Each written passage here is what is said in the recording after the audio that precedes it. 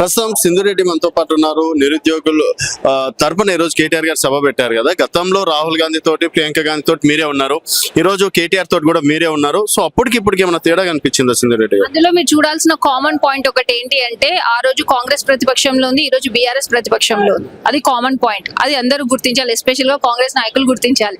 ఎందుకంటే ఆనాడు మీరు ప్రతిపక్షంలో ఉన్నప్పుడు మీ దగ్గరకు వచ్చినప్పుడు, ఈనాడు బీఆర్ఎస్ ప్రతిపక్షంలో ఉన్నప్పుడు వెళ్తే తప్పేంటి? దాన్ని ఎందుకు ఎత్తి చూపుతున్నారు? బరాబర్ మేము వేదికలు షేర్ చేసుకుంటాం, బరాబర్ ప్రతిపక్షం దగ్గరికి పోతాం. కానీ ఇక్కడ మారింది ఏంటి అని అంటే, ఆ రోజు మేము మోసపోయినాం కాబట్టి గవర్నమెంట్ చేంజ్ అవ్వాలని కోరుకొని ముందుకెళ్లి కాంగ్రెస్ కి సపోర్ట్ చేసినాం. కానీ ఆల్రెడీ మోసపోయి దెబ్బతిని ఉన్న నిరుద్యోగుల్ని ఈ రోజు మళ్ళీ కాంగ్రెస్ ప్రభుత్వం చేసింది ఏంటంటే, అతి దారుణంగా మోసం చేసింది.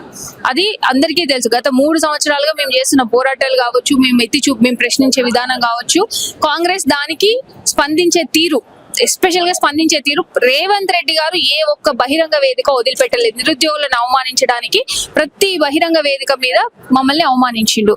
సో దీన్ని చాలా తీవ్రంగా ఖండిస్తాం. ఇక్కడ ఇంకొకటి ఏంటంటే అంటారు, డిఫరెన్స్ ఏంటి అని మీరు అడుగుతున్నారు. ఎస్, నేను ఈ రోజు చెప్తున్నా, ఆనాడు కేసీఆర్ ప్రభుత్వంలో ఉద్యోగాలు వచ్చినాయి, రాలేదు అనేది కాదు. కాకపోతే మేము అనుకున్నంత విధంగా రాలేదు అనేది ఉండే, దానికి పలు కారణాలు ఉండే. ఆ కారణాలు ఆనాడు ప్రభుత్వంలో ఉన్న పెద్దలు బయటకు వచ్చి చెప్పలేకపోవడం వల్ల మాకు తెలియలేదు. దాన్ని ఆసరాగా తీసుకొని సోకాల్డ్ మాజీ మేధావులు, ప్రస్తుత మాజీ మేధావులు ఎవరైతే ఉన్నారో, ఆనాడు మమ్మల్ని అందరినీ పుష్ చేసి రెచ్చగొట్టి మాతో పని చేయించుకొని కాంగ్రెస్ అధికారంలోకి తెప్పించినారు. అది జగమెరిగిన సత్యం. సో ఈ రోజు కాంగ్రెస్ ప్రభుత్వం ఏంటి అంటే, నన్ను అడిగితే బీఆర్ఎస్ ప్రభుత్వం బెటరా, కాంగ్రెస్ ప్రభుత్వం బెటర్ అంటే అల్టిమేట్ గా బీఆర్ఎస్ ప్రభుత్వం బెటర్ అని ఈ రోజు నేను చెప్తున్నా. ఎందుకంటే ఇంతకు ముందు మీరు కేటీఆర్ గారు మాట్లాడిన చూస్తే, వాళ్ళు 95% లోకల్ రిజర్వేషన్ తీసుకురావడం కావచ్చు, పోలీస్ నియామకాలలో 40,000కు పైగా ఉద్యోగాలు రిక్రూట్ చేయడం కావచ్చు, ఇంకా ఇతరత్ర ఉద్యోగాలు అన్ని కలిపి 1,60,000 ఉద్యోగాలు కావచ్చు, అవన్నీ నింపినారు. దానికి కేటీఆర్ గారు చేసిన సవాల్ ఏంది? ఇవన్నీ నేను నిరూపిస్తా, మేము ఇన్ని ఉద్యోగాలు భర్తీ చేయలేదు అని మీరు నిరూపిస్తే నేను రాజకీయ సన్యాసం తీసుకుంటాను కేటీఆర్ గారు అన్నారు కదా. మరి ఆ ఛాలెంజ్ కి ఇవాళ కాంగ్రెస్ ప్రభుత్వం నుంచి ఎవరు రెస్పాండ్ అవుతారో నేను చూస్తా. ఎందుకంటే ఆనాడు మాకు చెప్పింది ఏంది, ఒక్క ఉద్యోగం కూడా ఇవ్వలేదు అని రుద్దినారు.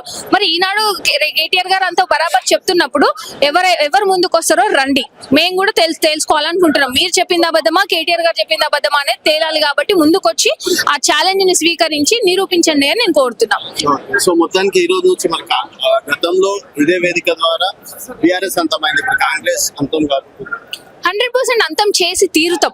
అంతం కాబోతుందా కాదు, మేము దానికి మరణ శాసనం రాసి తీరుతామని మేము చెప్తున్నాం. ఎందుకంటే ఒక్కరి బాధ కాదు, ఇద్దరి బాధ కాదు, లక్షలాది మంది పడుతున్న బాధ.